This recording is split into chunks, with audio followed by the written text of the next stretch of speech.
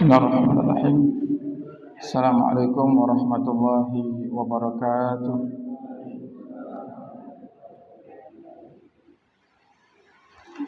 Alhamdulillah wassalatu wassalamu ala sayyidina Rasulillah sayyidina Muhammad bin Abdullah wa ala alihi wa sahbihi wa man walah.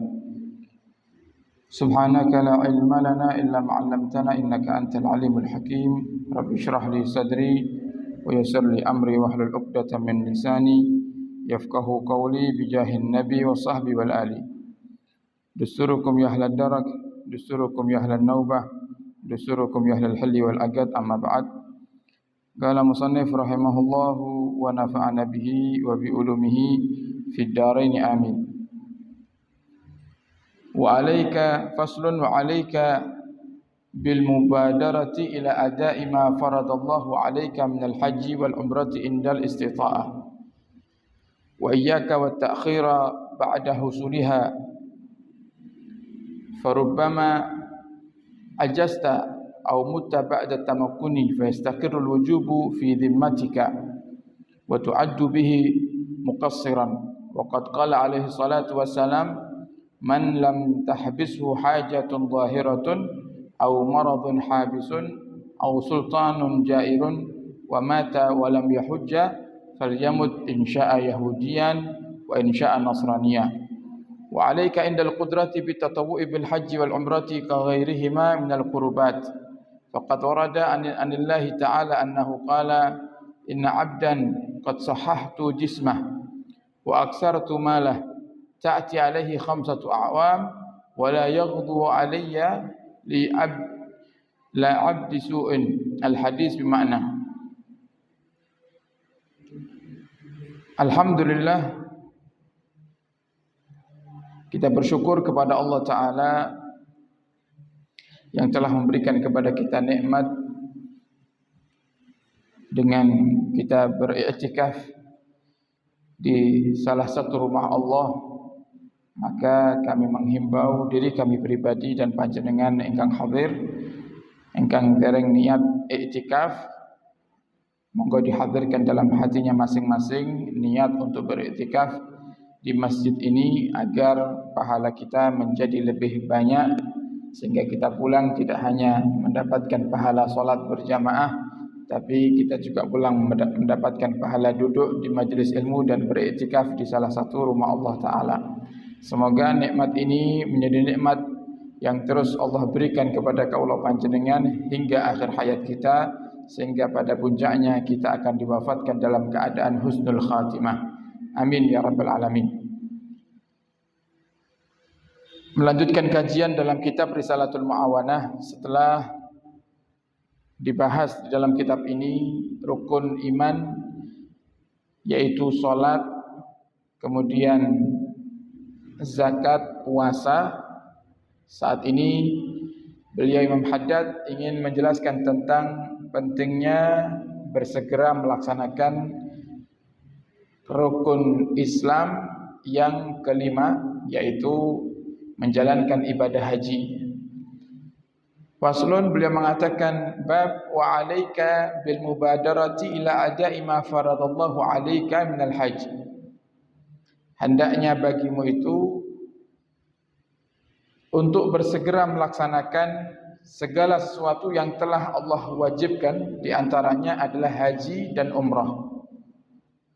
Indal istita'ati, ketika kamu dikategorikan sebagai hamba yang mampu untuk melaksanakannya. Dari sini kita ketahui bersama Bapak Ibu, melaksanakan ibadah haji dan umrah itu wajib bagi yang mampu. Wajib bagi yang mampu. Dan nanti akan disinggung dalam satu hadis Nabi Muhammad apa yang dimaksud dengan indal istita'ah atau mampu melaksanakan ibadah haji dan umrah. Yang pertama kita pelajari terlebih dahulu hukum melaksanakan ibadah haji dan umrah. Untuk haji mungkin kita semuanya tahu kalau haji itu hukumnya adalah wajib bagi yang mampu, fardu ain bagi yang mampu. Begitu juga dengan umrah. Karena ada sebagian orang itu dia menyepelekan umrah dengan dia berkata umrah itu enggak wajib. Maka kita hadirkan terlebih dahulu pendapat para ulama. Karena kita bermadhab Syafi'i, Bapak Ibu, madhab Syafi'i pendapat yang pertama, umrah itu hukumnya fardu ain bagi yang mampu. Umrah itu hukumnya fardu ain bagi yang mampu, artinya wajib. Ini pendapat yang pertama. Justru sunnah itu di pendapat yang kedua. Sunnah umrah itu di pendapat yang kedua. Oleh karenanya mayoritas jamaah haji di Indonesia jika melaksanakan ibadah haji, mereka juga sekaligus melaksanakan ibadah umrah. Karena meyakini pendapat yang pertama, yaitu umrah hukumnya adalah sama seperti haji, wajib bagi yang mampu. Dan juga sering timbul pertanyaan, apakah boleh orang yang belum haji tapi berangkat umrah? Ini seringkali ditanyakan oleh masyarakat kaum muslimin, dan bahkan ada di antara mereka itu yang menghina atau merendahkan orang dan menyalah-nyalahkan orang yang belum haji sedangkan dia berangkat umrah. Maka hukum daripada umrah sebelum haji itu adalah diperbolehkan. Diperbolehkan. Bahkan Nabi kita Muhammad SAW dalam riwayat dikatakan dalam kitab At-Taqriratus Sadidah, Nabi Muhammad 4 kali menjalankan umrah sebelum Nabi Muhammad haji. Jadi Nabi Muhammad belum haji, belum turun perintah haji, kemudian setelah turun Nabi Muhammad umrah. Masih umrah dulu baru haji. Dari sini bisa kita pahami bahwasanya bukan hal yang salah bagi orang yang belum haji untuk melaksanakan ibadah umrah. Lebih-lebih di zaman kita sekarang yang daftar haji yang reguler tidak langsung berangkat, masih menunggu belasan bahkan puluhan tahun. Maka diperbolehkan bagi dia jika ada rezeki lebih di tengah-tengah penantiannya untuk melaksanakan ibadah haji, kemudian dia mau umrah. Hal ini adalah satu hal yang diperbolehkan. Wa iyyaka wa ta'khir, dan jangan kamu itu mengakhirkan haji dan umrahmu ba'da husuliha, setelah kamu mampu. Jadi kalau sudah mampu jangan ditunda. Farubbama ajasta au mutta, karena khawatir ketika kamu tunda ternyata di saat kamu mampu itu kamu enggak segera melaksanakan ibadah haji dan umrah, tiba-tiba kamu enggak mampu untuk melaksanakannya, dalam arti sibuk atau mungkin sakit atau bahkan mutta, kamu mati. Ba'da tamakkuni, setelah kamu digelari hamba yang mampu untuk melaksanakan ibadah haji dan umrah. Fastaqirul wujub fi dhimmatik, maka di saat itu kamu tetap wajib untuk melaksanakan ibadah haji. Jadi ada orang nih mampu, tapi dia enggak haji, enggak mau berangkat haji. Sampai akhirnya dia mati. Dia meninggal. Maka gimana? Dia masih punya tanggungan wajib haji. Dari sini dalam syariat Islam, harta warisan itu akan disebut waris jika beberapa hal sudah diselesaikan. Di antaranya adalah hutang mayit. Jadi kalau ada misal si bapak meninggal, ada seorang laki-laki yang meninggal, kemudian dia meninggalkan harta, ada uang yang dia tinggalkan, mungkin juga ada sawah. Maka apakah begitu meninggal harta itu menjadi warisan langsung? Tidak, harus ada beberapa hal yang diperhatikan. Yang pertama adalah hutangnya mayit. Ini yang meninggal ini punya hutang enggak sama orang lain? Kalau punya hutang, maka uang yang ditinggalkan diambil untuk melunasi hutangnya. Selesai hutang lunas, enggak langsung jadi warisan. Dilihat dulu dia punya hutang enggak sama Allah Ta'ala.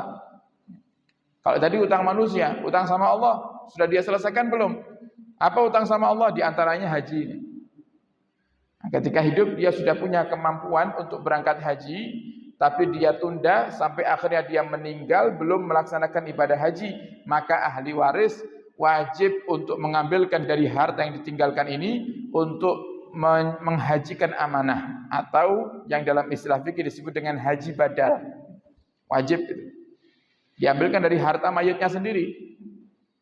Nah, kemudian yang ketiga adalah jika dia laki-laki, diambil untuk kebutuhan dia pemakaman, dari beli kain kafan, jika memang lahan untuk di tempat dia dimakamkan itu harus bayar dan lain-lainnya, diambilkan dari situ. Diambilkan dari situ. Kemudian wasiat, mayit pernah berwasiat enggak? Dilihat wasiatnya. Kalau wasiatnya tidak melebihi sepertiga daripada harta yang ditinggalkan, maka wajib bagi ahli waris untuk melaksanakan wasiat tersebut. Tapi jika lebih dari sepertiga harta yang ditinggalkan wasiatnya, jadi dia punya warisan 90 juta misalnya, kemudian si mayit waktu hidup dia wasiat, nak, nanti kalau aku mati, kalau bapak enggak ada, nak, 60 juta, bapak berwasiat 60 jutanya infakkan ke masjid misalnya. Nah, berarti kalau hartanya 90 juta diinfakkan 60 juta kan 2/3 harta itu. Lebih dari sepertiga, maka ahli waris masih diperbolehkan untuk tidak menjalankan wasiat itu. Tapi kalau sudah sepertiga ke bawah, wajib untuk dilaksanakan. Jadi enggak langsung jadi warisan begitu saja. Nah, yang jadi masalah ketika seorang itu mampu untuk haji, tapi dia tunda, kemudian dia meninggalkan harta warisan, harta yang ditinggal tadi. Nah, yang jadi pertanyaan, kalau anaknya itu paham, oh bapak masuk kategori orang yang mampu untuk haji, tapi bapak belum haji, berarti saya harus ambilkan ini untuk menghajikan bapak. Ya kalau anaknya paham. Kalau anaknya enggak paham, berarti dia meninggal dalam keadaan masih punya tanggungan kepada Allah Ta'ala. Dosa enggak? Dosa. Walaupun dia ahli ibadah, walaupun dia ahli tahajud, walaupun dia ahli sedekah. Nah, hadisnya apa? Nabi Muhammad mengatakan, man lam tahbishu hajatun zahiratun, siapa orang yang tidak tercegah oleh hajat yang zahir, hajat yang nyata, au maradun habisun, atau sakit yang mencegahnya untuk naik haji, au sultanun jairun, atau raja yang zalim. Orang itu enggak bisa naik haji, kenapa? Karena ada raja yang zalim. Nah, seperti misal perang. Kok seandainya rute jamaah haji Indonesia menuju ke Arab Saudi, ke Mekah, melewati peperangan misalnya. Seperti kemarin sempat terhenti beberapa saat keberangkatan jamaah umrah dari Indonesia yang transit di Dubai, transit di Uni Emirat dan lain-lainnya, itu dibatalkan keberangkatannya. Kenapa? Karena melewati daripada area peperangan. Namanya Sultan Jair. Bisa dikatakan karena terjadinya sesuatu yang membahayakan dirinya kalau dia paksakan untuk berangkat. Atau mungkin pemimpinnya kafir, dia muslim tinggal di negara kafir, pemimpinnya kafir. Kalau ada orang muslim yang mau berangkat haji akan dibunuh, maka itu termasuk kategori orang yang belum mampu untuk melaksanakan ibadah haji, walaupun dia punya uang, walaupun dia sehat. Kalau tiga hal ini tidak ada dalam kehidupannya, dia tidak punya hajat yang darurat, dia tidak sakit, tidak ada masalah dalam perjalanan, tidak ada ancaman, wa mata, kemudian dia tidak melaksanakan ibadah haji dan dia meninggal, jadi belum haji sudah meninggal, falyamut, maka kata Nabi Muhammad, maka matilah dia dalam keadaan insa'a yahudiyan wa insa'a nasraniyah. Bisa jadi Yahudi, bisa jadi Nasrani. Na'udzubillah. Nah, berarti dia dianggap tidak meyakini daripada kewajiban haji. Dalam hadis lain Nabi juga mengatakan, man kana lahu sa'ah, siapa orang yang punya kemampuan. Dalam riwayat lain Nabi mengatakan, siapa orang yang malaka zadan wa rahilatan, yang punya bekal untuk haji, bekal untuk perjalanan, walam yahujja, tapi dia enggak mau haji, falyamut insya'a yahudiyan wa insya'a nasraniyah, maka matilah dia nanti dalam keadaan Yahudi atau Nasrani. Artinya dianggap matinya oleh Allah itu su'ul khatimah. Na'udzubillah, walaupun ahli ibadah. Walaupun ahli ibadah. Wa alaika, kata Imam Haddad, indal qudrati, dan bagimu, wajib bagimu ketika mampu, bitatawu'i bil haji wal umrah, untuk melaksanakan daripada ibadah haji dan umrah di saat dia diberikan kesehatan oleh Allah Ta'ala. Bahkan Nabi menganjurkan, para ulama juga menganjurkan, boleh mengulang-ulang haji dan umrah. Jadi haji hukumnya fardu ain bagi yang mampu. Begitu juga dengan umrah, fardu ain bagi yang mampu. Kapan kefarduan ini gugur? Di saat panjenengan melaksanakannya pertama kali. Ada orang tahun 1447 Hijriah dia haji, maka kewajiban hajinya gugur, selesai. Tapi tahun depannya dia mau haji lagi, boleh enggak? Boleh. Dan itu menjadi haji sunnah. Menjadi haji yang sunnah, namanya haji tatawwu, haji yang sunnah. Umrah pun juga seperti itu. Nah, kalau umrah ini kadang enggak harus nunggu tahun depannya, karena panjenengan kalau berangkat umrah itu lebih singkat Bapak Ibu daripada haji. Kalau haji itu kan butuh beberapa hari, tapi kalau umrah hanya hitungan jam selesai. Umrah itu kan rukunnya ambil miqat, niat, kemudian tawaf. Ini jika diambil yang wajibnya saja ya. Ambil miqat, di tempat miqat, niat, kemudian tawaf, 7 putaran di Ka'bah, setelah itu sa'i di Safa Marwah, 7 putaran, setelah itu selesai, tahallul, dia potong rambut, selesai. Jadi kalau kondisi tidak terlalu padat, mungkin 2 jam selesai umrah itu. Sehari orang bisa umrah sekali, 2 kali, 3 kali bisa, selagi dia kuat. Nah, maka umrah yang pertama kali dia kerjakan itu adalah umrah yang wajib. Umrah yang kedua, walaupun sekali berangkat di bulan ini, misalnya ada orang umrah di bulan Dzulqa'dah atau umrah di bulan Syawal kemarin, dia umrahnya berapa kali? Fasilitas dari travel umrah 3 kali. Jika itu perjalanan pertama dia umrah yang pertama itu adalah umrah wajib. Yang kedua dan ketiga sunnah. Apa bedanya haji dan umrah yang wajib dengan haji umrah yang sunnah? Kalau haji umrah yang wajib tidak boleh diniatkan untuk yang lain. Jadi harus untuk diri kita sendiri. Tapi kalau haji umrah yang sunnah, yang kedua kali dan seterusnya, itu boleh diniatkan untuk orang lain. Jadi kita membadalkan haji. Misal panjenengan tahun lalu sudah haji, tahun ini mau berangkat haji lagi, diniati hajinya buat orang tua yang sudah meninggal, boleh. Tapi kalau belum pernah haji, diniati untuk orang tua yang sudah meninggal, enggak boleh. Belum pernah umrah, langsung diniati untuk yang sudah meninggal, enggak boleh.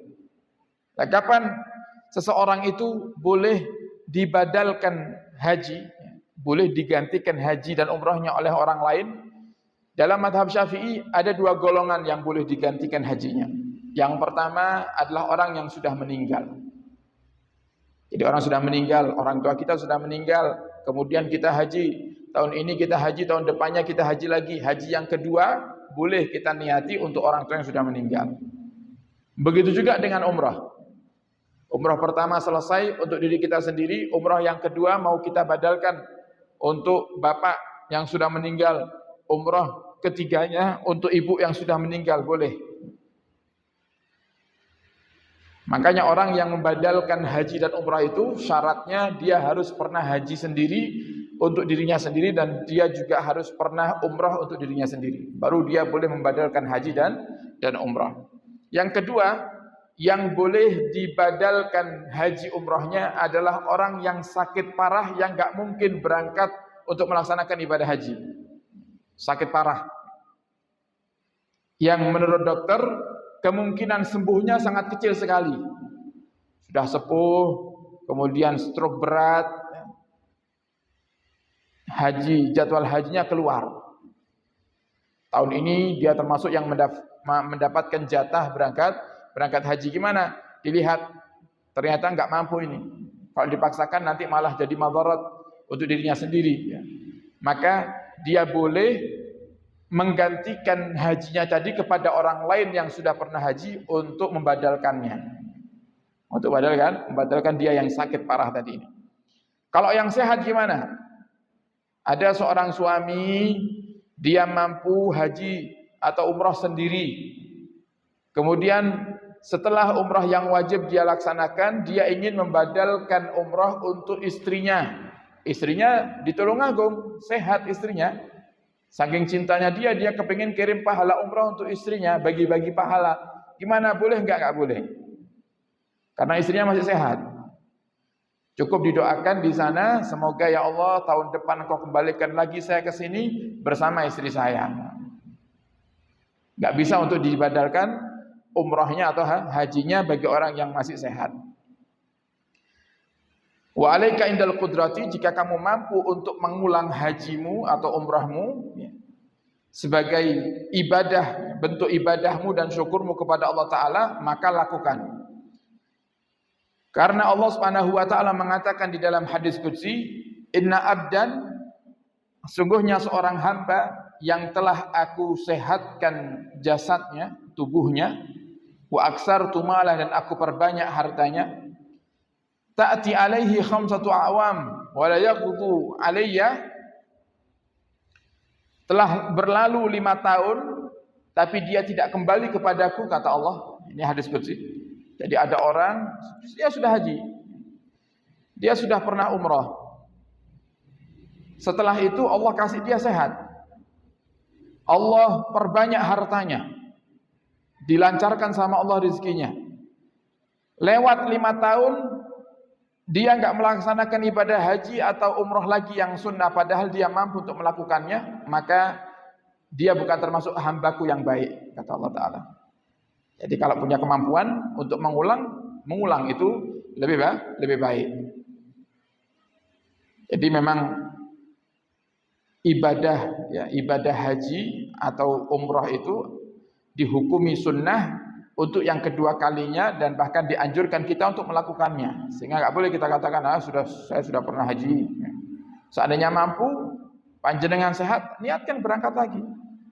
Dan Nabi mengatakan, apa yang dikeluarkan oleh jamaah haji atau umrah untuk berangkat ke sana, kemudian melaksanakan ibadah di sana, berziarah ke Nabi Muhammad SAW, akan diganti Allah dengan berlipat-lipat ganda. Jadi nggak diganti, nggak mungkin. Pasti diganti sama Allah. Wa alaika inda iradatikal masir al hajj bi ta'allumi wajibatihi wa sunanihi wa adhkarihi. Dan ketika kaulah panjenengan akan menjalankan ibadah haji dan umrah, maka hendaknya kita belajar tentang kewajiban-kewajiban haji, sunnah-sunnahnya haji, dan rukun daripada haji tersebut, dan zikir-zikir yang dianjurkan untuk dibaca. Ada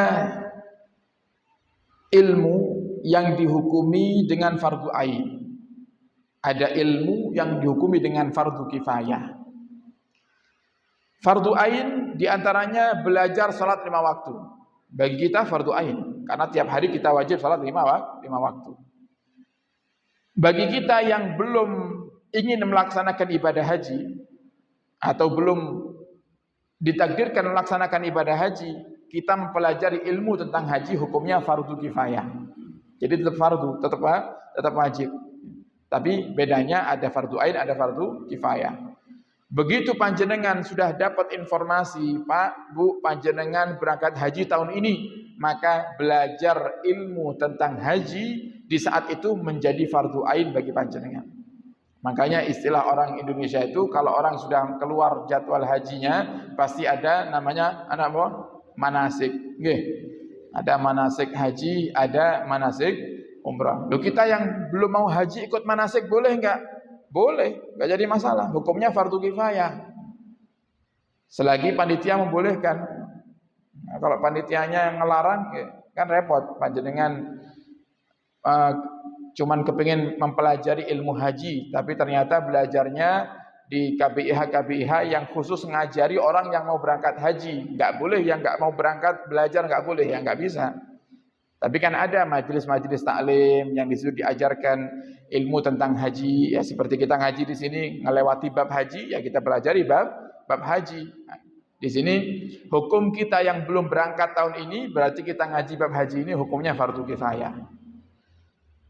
Menjadi fardu ain jika tahun ini ada di antara kita yang akan berangkat haji, dan itu hukumnya wajib belajar. Kenapa? Yang pertama, karena ada hal-hal yang jika tidak diperhatikan dengan baik oleh calon jamaah haji dan umrah itu justru akan merusak daripada hajinya. Panjenengan Bapak Ibu ketika sholat di Masjid Al-Azhar, kita berangkat ke sini pakai parfum, kita pakai pakaian yang berjahit, ibadah kita sah. Tapi bagi orang yang muhrim, yang berihram, sudah niat masuk melaksanakan ibadah haji atau umrah, dia nggak boleh pakai wangian, nggak boleh pakai deodoran, nggak boleh pakai parfum, nggak boleh pakai sabun, nggak boleh pakai sampo yang wangi-wangi, nggak boleh potong kuku, tidak boleh cabut rambut, tidak boleh mencukur, tidak boleh motong petik tanaman sembarangan. Banyak larangan-larangan yang sebelum ihram itu halal, setelah ihram jadi haram. Setelah ihram jadi haram, makanya namanya ihram.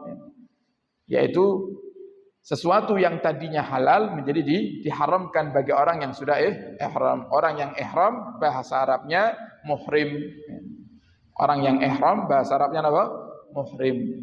Jadi kalau ada orang bilang panjenengan diajak salaman sama ibu-ibu yang bukan saudara kandung, bukan mama, bukan bibi, bukan napa niku ibu, ya. Ibu kandung, panjenengan menolak dan jenengan katakan ngapunten Bu, bukan muhrim, niku salah. Yang benar bukan mahram. Kalau tidak bersentuhannya laki-laki yang ajnabi dengan perempuan yang ajnabiyah, itu namanya mahram. Kalau muhrim itu orang yang pakai ihram. Bukan muhrim, mungkin memang jenengan bukan muhrim, wong lagi di Indonesia, gitu kan? Kalau jenengan di sana pakaikan ihram, saya muhrim, saya lagi pakaikan ihram. Nah, ini kesalahan yang sudah merata, gitu. Sudah merata. Selalu orang itu kalau menolak salaman, ibu-ibu nolak salaman laki-laki, ngapunten Pak, sanes muhrim, bukan muhrim, mahram, bukan mahram. Nah, kemudian wa bi ta'allumi adillatil qiblah, dan hendaknya kamu juga belajar arah kiblat. Arah kiblat di sana ada enggak sama. Ada orang Indonesia, orang Tulungagung, dia melaksanakan ibadah haji atau umrah, kemudian di sana dia sholat, misalnya enggak sempat ke masjid, dia sholat di hotel, ngadep ke barat. Gimana? Ya enggak bisa dipatok barat, enggak bisa. Karena arah kiblat itu kan enggak harus ke arah barat bagi yang di sana. Di Indonesia enggak ke barat. Jenengan di sana ya tergantung jenengan tinggal di daerah mana. Bisa jadi jenengan ngadep timur. Ka'bahnya ada di timur jenengan. Intinya ngadepnya itu ngadep ke Ka'bah. Ngadep ke Ka'bah lah. Negara Indonesia jika dilihat ditarik lurus dari Ka'bah, ternyata arah Ka'bah itu lebih condong ke arah barat. Makanya kita sholatnya ngadep ke barat. Tapi enggak semua negara sholatnya ngadep ke barat. Intinya patokannya adalah Ka'bah itu sendiri. Kemudian belajar daripada keringanan-keringanan di dalam bepergian, seperti sholat jamak, sholat qashar, kapan diperbolehkan jamak, kapan diperbolehkan qashar, dan adabnya bepergian seperti apa adabnya bepergian, wa mayuqalu fihi minal azkar, dan bacaan-bacaan yang dianjurkan untuk dibaca ketika melaksanakan ibadah haji dan umrah. Nah, kenapa saya katakan dianjurkan, Bapak Ibu? Karena ibadah haji dan umrah itu adalah ibadah jasad. Makanya lek enten tiyang niku para hadirin kok jenengan tanya, jenengan apa mboten bidal haji, orang kaya. Ini terjadi, ini nyata. Ada orang nggak mau haji. Ketika ditanya, kenapa kamu nggak haji? Saya takut nggak hafal bacaan-bacaannya. Saya takut nggak hafal bacaannya karena haji itu kan panjang. Maka perlu panjenengan kasih tahu bahwasanya ibadah haji dan umrah itu ibadah jasad. Jadi yang kalau sholat kan ibadah jasad, ibadah lisan. Kira kan? Ada orang sholat tidak baca Fatihah, sah nggak sholatnya? Ada orang sholat nggak baca Fatihah, nggak sah. Dia harus baca Fatihah. Kalau dia sholatnya napa niku bukan menjadi imam, bacaan Fatihahnya minimal harus dia dengar sendiri. Minimal ada suara lirih yang seandainya dia di tempat yang sunyi, tidak ada suara apapun, bacaan dia dari mulutnya ini terdengar di telinganya sendiri. Itu wajib hukumnya. Jadi harus ada bacaan kalau sholat.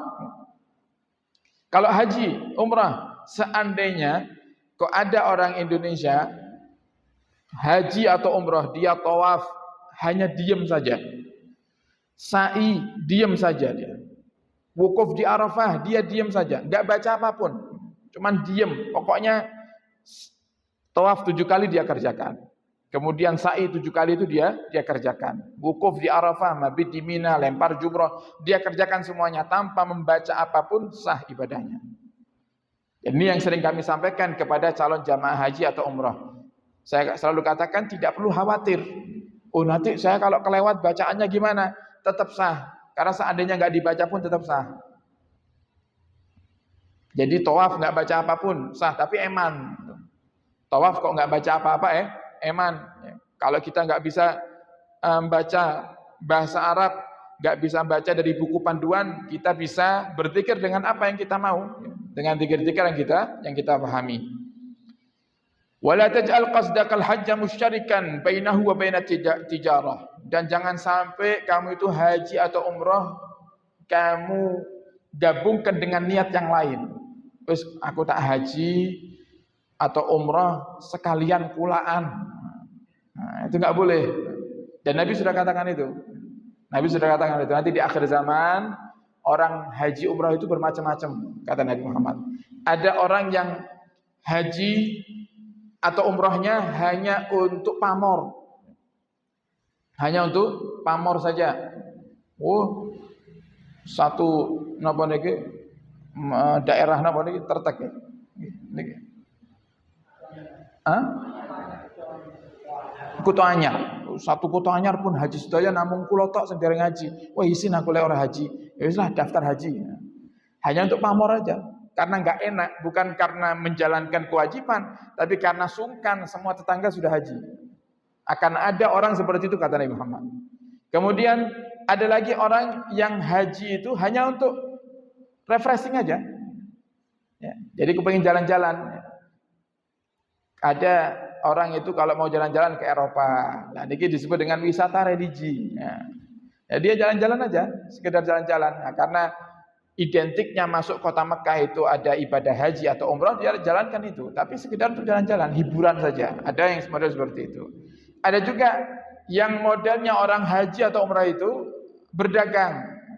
Berdagang. Apa ada orang yang berangkat haji untuk dagang? Ada, banyak. Biasanya sih gadah-gadah travel biasanya. Nah, sekalian bawa jamaah, sekalian pulaan Zam-Zam misalnya gitu. Zam-Zam dibeli di sana. Harganya misal kalau dirupiahkan 400.000 misalnya. Bahkan kemarin terakhir saya beli Zam-Zam di toko itu, karena di hotel Zam-Zam saya habis, saya beli 20 real. Ya 20 real, anggaplah 1 realnya 5.000 misalnya gitu. Berapa berarti? 50 100.000. 100.000. 5 liter loh, 100.000. Jenengan beli di sini di Indonesia. Berapa? Ada yang jual 500.000, ada yang jual 700.000. Oh, untungnya kan akeh. Nah, jadi sekalian bawa jamaah, sekalian pulaan air Zam-Zam. Nah, terjadi itu. Jadi nggak kaget kita. Dengan apa yang dibahasakan oleh beliau ini nggak kaget. Jadi kalau haji niatkan murni untuk haji, umrah niatkan murni untuk umrah. Bal yang bagi an la yashabaka syai'un min mata'i dunya illa ma taqsid infaquhu fi muddati safarik. Bahkan kalau haji umrah itu pun jenengan beto sangu sing kata-kata. Yang kiranya cukup untuk kamu haji aja, cukup untuk kamu umroh saja. Kalau kamu mau bawa lebih boleh, jika memang di sana niat kamu untuk berinfak, untuk bersedekah. Terus nanti kan banyak orang-orang yang minta pertolongan, minta bantuan, pengemis di sana. Nah, sudah saya niati untuk sedekah. Jenengan bawa uang banyak boleh. Nah, kadang pertanyaan jamaah ini kan, kalau mau berangkat haji atau umroh, ini kira-kira sangune cekape pinten nggih? Nah, selalu saya jawab, kalau jenengan umroh dengan paket yang lengkap, haji apalagi yang ikut pemerintah ini, semuanya sudah terjamin dari makan, dari makan, tempat istirahat. Seandainya kok nggak bawa uang sama sekali dan jenengan tidak ada keinginan untuk beli apapun di sana, jenengan bisa berangkat tanpa bawa sangu. Atau sangu ini namun jaga-jaga saja. Takut misalnya saking padatnya kembali ke hotelnya terlambat, buat tenang asal daharan misalnya, nggak dapat makan, akhirnya mau nggak mau beli. Sesaat sekali, 2 kali. Tapi lah jenengan niati pergi hajinya, tapi kalau kepingin pulang bawa oleh-oleh misalnya, karena orang Indonesia itu identiknya kemana-mana belanja, gitu kan? Nah, jadi jenengan tinggali ziarah, nate ziarah Wali Songo, pasti tempat ziarah pasti tanpa pasare, gitu kan? Nah, itu sudah satu hal yang umum itu, ya. Umum sampai di sana para pedagangnya pun paham betul dengan bahasa Indonesia. Dulu paham dengan bahasa Indonesia. Sekarang bukan hanya bahasa Indonesia, bahasa Jawa nggih saged. Di pedagang di sana bahasa Jawa bisa dan lancar. Nah, maka niatnya harus tetap untuk apa? Untuk ibadah haji dan umroh. Jangan niat untuk belanja. Jangan niat untuk berdagang, jangan niat untuk pulaan. Dengan harapan apa? Kita pulang dari ibadah haji itu dan umrah itu membawa pahala haji dan umrah yang mabrurah, dan pahala ziarahnya juga ziarah yang makbulah. Maka kita berharap kepada Allah Ta'ala, semoga Allah takdirkan kita semuanya bisa segera ibadah haji dan umrah insyaAllah. Yang saat ini belum mampu, semoga dalam waktu dekat Allah berikan kita kemampuan, sehingga kalau tidak tahun ini, semoga tahun depan kita bisa berangkat haji yang tanpa antri insyaAllah. Amin ya rabbal alamin. Dan mari kita tutup dengan suratul Fatihah karena sudah masuk waktu Isya. Semoga dengan berkatnya suratul Fatihah yang kita baca bersama-sama, Allah Subhanahu wa taala berikan hidayah kepada kita semuanya. Yang sakit diberikan kesembuhan, Allah panjangkan umur dalam ketaatan serta sehat walafiat, dan semoga Allah Subhanahu wa taala memberikan kepada kita kemudahan rezeki. Allah berikan kepada kita rezeki yang halal, banyak barakah. Allah jauhkan kita dari yang haram, Allah cukupkan kita dengan yang halal. Allah panjangkan umur, dan setelah itu pada puncaknya Allah wafatkan kita semuanya dalam keadaan husnul khatimah. Ala hadhihi niyah wa ala kulli niyatin salihah bi jahin nabi wa an-nabi ila hadratin nabi sallallahu alaihi wasallam. Sirril Fatihah.